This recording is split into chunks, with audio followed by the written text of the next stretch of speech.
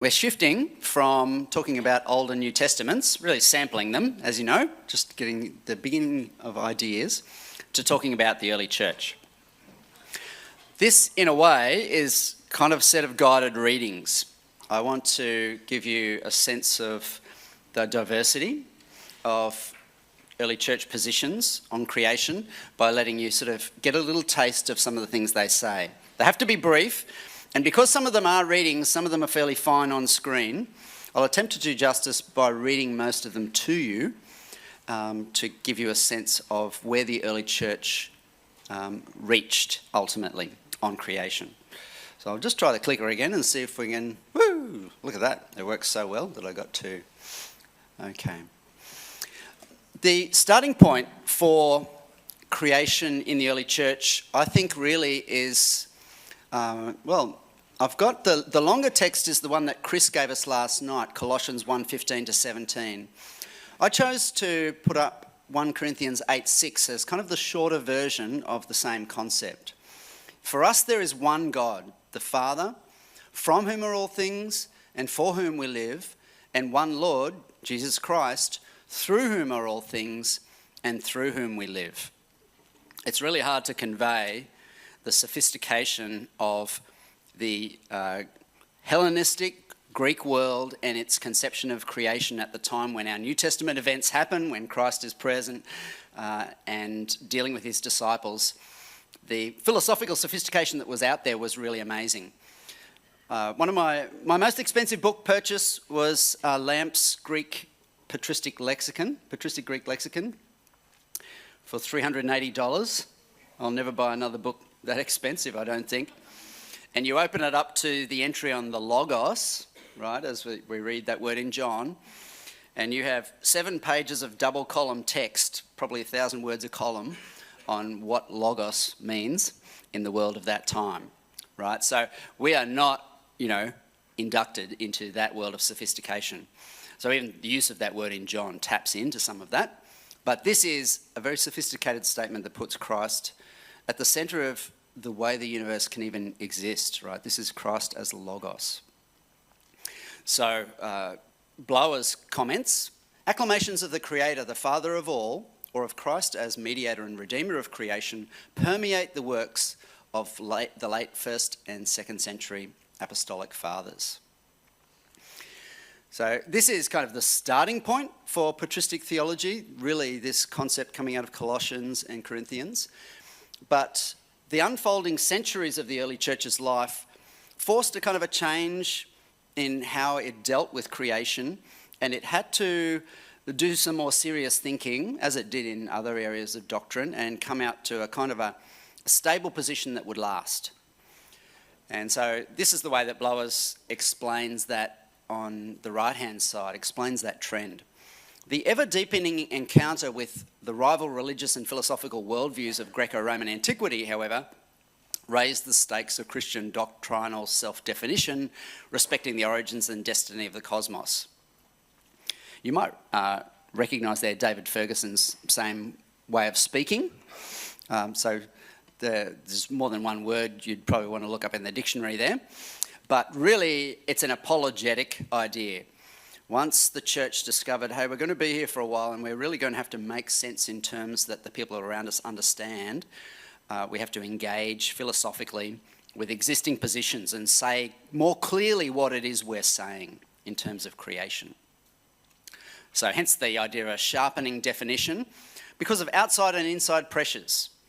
So outside pressures, people knew about Platonism, people knew about Stoicism, Aristotle's ideas, mystical views from Pythagoras, and these were all kind of melded together in people's minds in different ratios. If educated people were going to know what Christians were claiming, they needed them to be able to articulate that in words they understood. But also, from the interior, Gnosticism, bottom right-hand side, that was the family of views that really had this very low view of the value of creation. Sometimes this even re-emerged in the early modern period and talked about the earth as a wreck or a ruin. The fact that it had mountains that we might admire for kind of the renewed Gnostics of the 17th, 16th century They really viewed it as something that had once been beautifully smooth like a sphere, and the fact that it had mountains meant it was ruined, right? That taps into a long trajectory of Gnosticism, of this physical world is to be despised, and it's tainted. To have a physical body is a tainted thing. Even Origen regarded the body as a little bit of a somewhat punitive thing. But let's go in and taste, piece by piece, what some of our thinkers thought. David mentioned Theophilus of Antioch from memory, and he is one of the very first Christian teachers to offer a clear creatio ex nihilo teaching. And his apologetic work, opposed Hesiod and Greek models. And his idea was when God creates heavens and the earth, it's rather physical. The heavens were like a bowl over the earth. So once the bowl was over the globe or over the earth, now the light of God's glory couldn't get through. And so he had to create light within the bowl so that the cosmos would be illuminated. So it's quite physical and a little bit simplistic from our point of view. But he's starting to think about how that works. But when he treats the creation week, he gets to day 4, and pretty soon he's more interested in typology than in cosmology. And so he says, well, the sun is a type of God and the moon is a type of man. And that's really where a classic early church teacher, where their interest lay. Okay, they were much less interested in just how is this cosmos physically put together. How does it reflect deeper meaning? So even a fairly literal interpreter, much more interested in the sun reflecting God and the moon man than what they do orbitally or anything like that. He has creation mediated through the Logos as Christ and also Sophia, wisdom, and offers a biblical chronology. He's trying to date creation to the present. For those who like to think in terms of a 4000 BC creation, these thinkers are reading the Greek text, and so they end up with a deeper creation, but on the same order of magnitude, more like 5.5. So in Ad Autolycus, he says, God made everything out of the non-existent. There was nothing coeval with God, meaning same time span. He was his own locus. He wished to make man so that he might be known by him. Therefore, God, having his own logos innate, used this logos as his servant in the things created by him. He's called beginning. So beginning in Genesis 1:1 is a reference to Christ.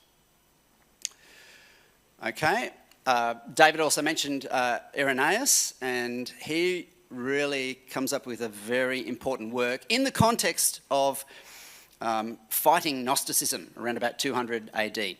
So obviously there was a point there where the church was really at risk of dissolving into sort of a Gnostic mystical cult in a way. And fairly lonely figures like Irenaeus were standing up against that. And avoiding this problem that Marcion had introduced of the Old Testament and the New Testament becoming alienated, and physical creation and all of that Old Testament history becoming the work of an inferior God. You might not have come across that recently. That was a big, strong contention at the time. You could get around all the difficulties of the anger of the Old Testament God by saying, well, that was an inferior God. Even to create the physical world was a sort of a rebel action on the part of that God. This was Gnostic, Marcion sort of teaching.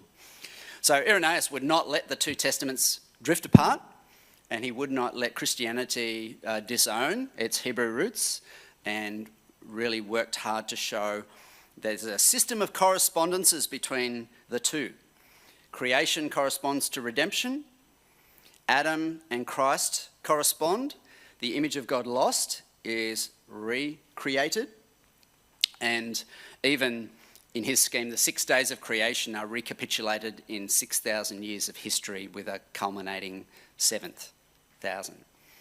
We don't have to believe that we need to adopt every part of that to see that he really achieves something grand theologically to unify the scriptures and articulate, just about for the first time, a coherent story of redemption that embraces our whole Bible as we know it today, still being established really at that time, the canon, but saying right from creation to kind of Revelation, forget what he says about Revelation, right? Creation to the incarnation, history is unified by the plan of God, and it's never a frustrated plan in a sense. God always has things covered. Christ rebuilds what is lost in the garden, and interestingly, even Mary's response to God at the conception reverses the sin of Eve in the garden. This was another Irenaeus innovation. So he recapitulates in relation to the blood in this case. This is a long one. I won't read this, but let me point out the centre word. You learned some language there from Jonathan. I don't know if you noticed that you learned some Greek and some German and some Hebrew. Well, here's a bit more Greek for you, right in the middle. Anakephaliosis. It's related to the Greek word for head. And so everything is brought back into fulfillment in the head, which is Christ. And you might recognise that language from Corinthians, right? Christ, the head, becomes the culmination of God's whole historical plan. So a couple of centuries before Augustine's City of God with its grand redemptive history, Irenaeus, around about 200 AD, offers a really important one that draws together, as it were, all the fragments of Christian knowledge and says we can understand that coherently. Origen is a very interesting character, and I think everybody should know about Origen's thinking. In the end, the church didn't go for it and found it too radical. My impression of Origen is he's just about the smartest guy in the early church, but sometimes smart guys kind of, they try and lead the horse to water and they don't bring the whole horse because the horse is not quite up to the journey. And so really he developed some wonderful fans, and so people like Eusebius of Caesarea and Rufinus, he had some others in the early church that just thought he was the bee's knees and really admired his thinking. He's a very powerful thinker. His idea, and there's a good Greek word for this as well, it's on the right-hand side down low, apokatastasis. Apokatastasis. There you go. Use the accent, Andrew. Apokatastasis is the return of all things to unification with the one God.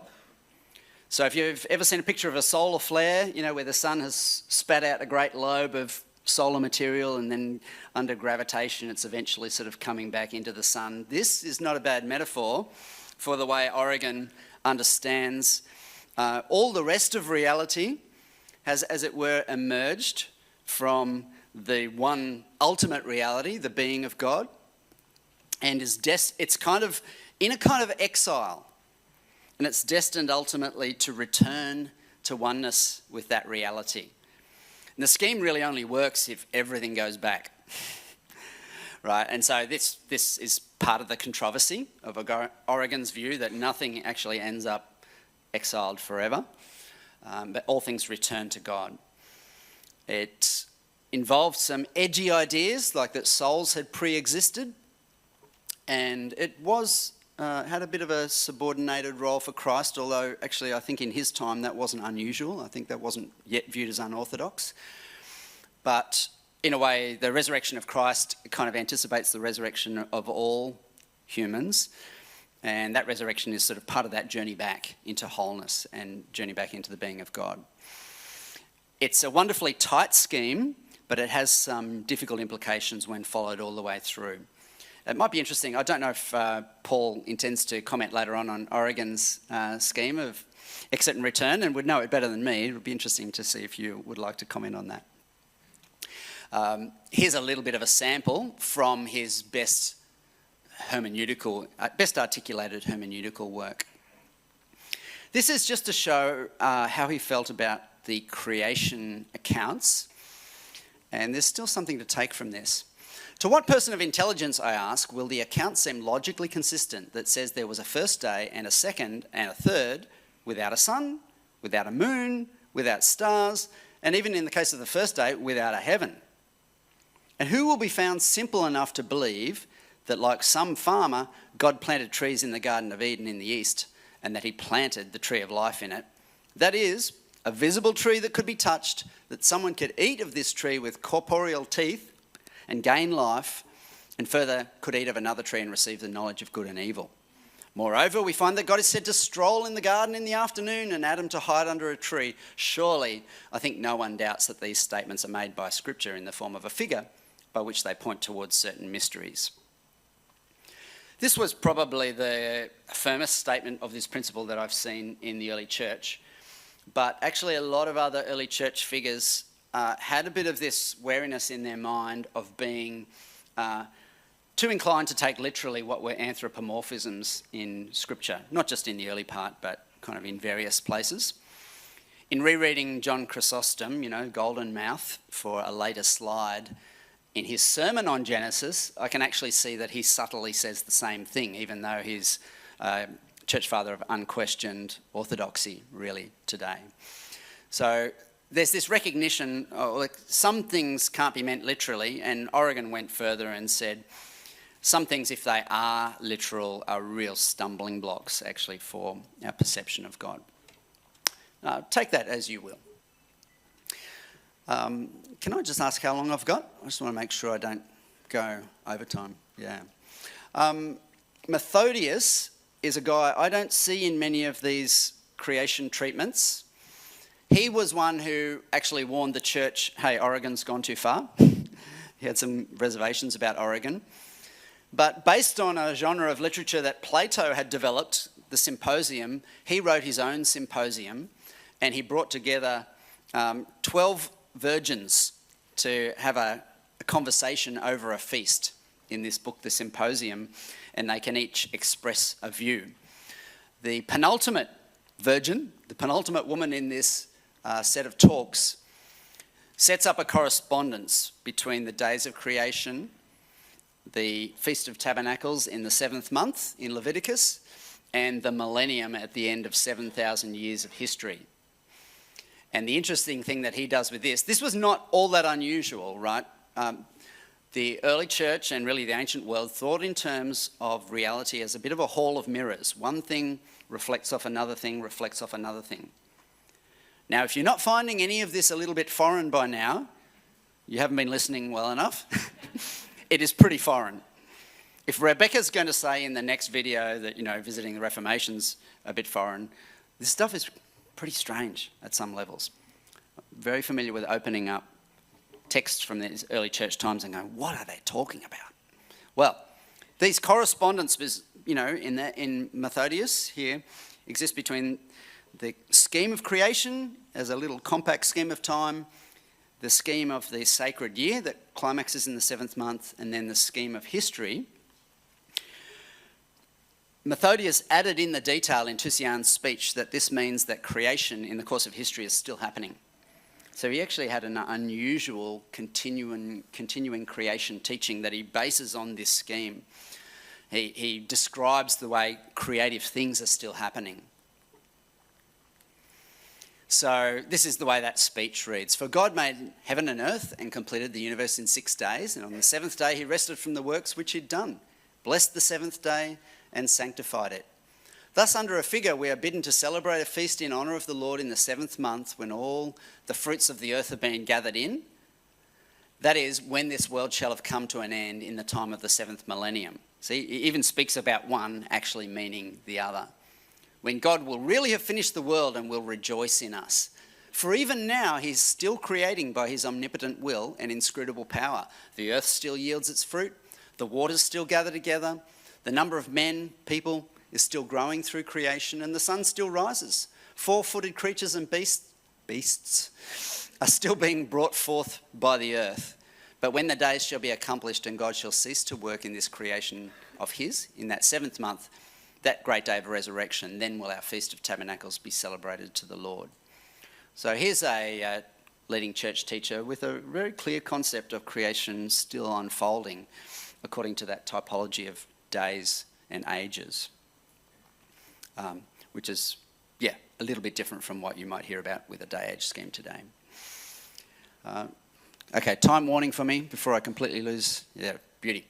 Basil the Great is one of the most important commentators on creation in the early church, and he represents a trend to really taking creation a bit more seriously. Sometimes when we compare him and Chrysostom's sermons, because they're both sermon series. We compare the two. Chrysostom will talk a bit about creation. He speaks as if he's not really fundamentally interested in the detail and very nervous about external ideas there. But Basil, he loves the detail. He's actually really interested in it. He mocks philosophy mercilessly, and you think he's got no truck with anything we would remotely call science. And then he'll spend time on the position of the earth in the cosmos, and what would the shape of the firmament be like, and the very detail. And he loves to talk about natural objects and then how they symbolise moral lessons. And so he's very cautious about allegory. He thinks allegory's gone too far, but he loves to dwell on how different species of fish and birds and plants might teach us things about the spiritual life. So he likes the detail, and then he draws spiritual lessons from it in a way. Now, he has this great meditation on the meaning of one day. And at first he sounds like he's a real literalist when he says, why did he say one and not first? Day of creation. Moses was defining the measure of a day and night and combining the time of a night and a day, since 24 hours fill up the interval of one day. So I've certainly seen that quoted in conservative renditions of his sermon.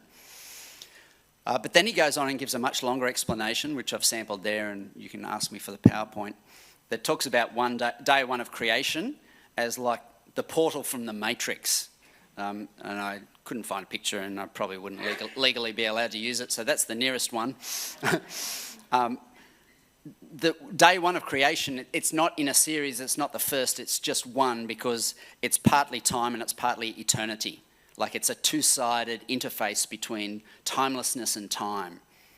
Yeah, it is. So it's kind of a head spinner, and you go, oh, so this is not a simple little creation interpretation.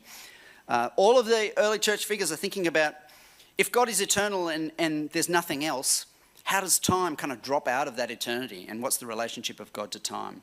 So Basil thinks day one day, that's where you step through the portal into history, out of timelessness. And it means asking what God was doing before creation, as Augustine will say, is a meaningless question. There is no before. If you step through that portal, there's the timeless world of God. So God doesn't twiddle his thumbs and, occupy his time prior to creation, which was the mockery of the skeptics. There is no before. Yeah, just while you think about that. I'm going to take you to a key point about Chrysostom, and I think this is lovely. If anyone in a spirit of great gratitude has a mind to survey everything detail by detail, done for our benefit each day by the Creator of all things, you would find an abyss of loving kindness. That's the emphasis of Chrysostom's preaching on Genesis, is that God shows how deeply he loves us in what he provides. So there's a lovely, warm, pastoral tone about Chrysostom. All right, so let me describe for you where we land in the end. Augustine is really important, and I'll describe it in terms of this diagram here. Back one. There we go. So we've got the arrows there. I think the final synthesis of where the early church reaches is summed up in probably Basil, and then a figure like Maximus Confessor in the Eastern Church, and then Augustine in the Western Church. And here's a little lesson to us that the early church was not peak literal, because Augustine's conclusion about how to understand the creation week was that the days were conceptual stages in angelic understanding of God's creative work. So they weren't chronological days, they were moments of comprehension in the angelic mind. It's a scheme that we probably would struggle to adopt today, but it's a reminder to us that in terms of peak literal, what I call peak literal, as of yesterday, in terms of the history of interpretation of the creation accounts, peak literal really comes with Calvin and Luther, I would say. Really comes at that point in the Reformation. That's when people are the most literal in interpreting creation stories. When you go back to the early church, there is some literalism, and then some of the strongest articulations were actually saying chronology is not historical chronology. in the start. Augustine's, of course, responsible for a lot of our understanding of sin, and a very sophisticated integration of God's command of creation and history. A couple of the questions I think it leaves us with, and then question time begins. The early church leaves us thinking about how much freedom does God give creation to be itself? Like, how much causal agency does it get? How much is it let free to make other things happen? And I forget my second question. So that's one really good question that it leaves us with. How long is the leash? This is the way that I put it. How long is the leash on the agency of humans and natural processes to do their thing? Does God hold creation up the collar end of the leash? Right? Luther said this, really virtually directing everything that happens. Good for God's power, but makes God responsible for everything, both good and bad, directly, immediately? Or is the leash quite long and creation's free to do a fair bit, and therefore the evil things that happen are not as immediately God's responsibility, right? There are gains and losses in both positions. I have a feeling that in different language, Paul will probably address that as well. I think that's one question that comes out of creation. It's good, it's to be honoured. How free is it? Thanks very much, Andrew. That was wonderful.